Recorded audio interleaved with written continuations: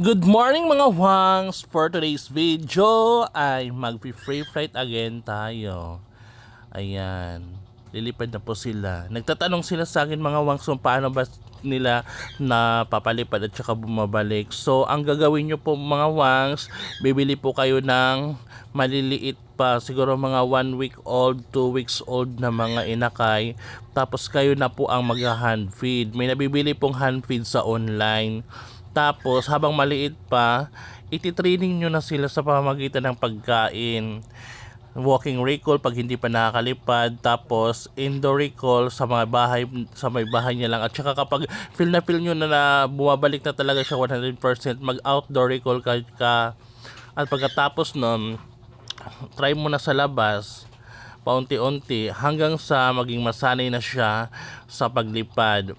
Yan po mga wangs ang technique. Kailangan maliit pa, yun ang bibilhin nyo para kayo ang magpalaki at saka ituturing kayo. Kayo ang kanyang magulang at saka babalik at babalik siya sa iyo. At saka more on bonding. Kailangan mga wangs more on bonding.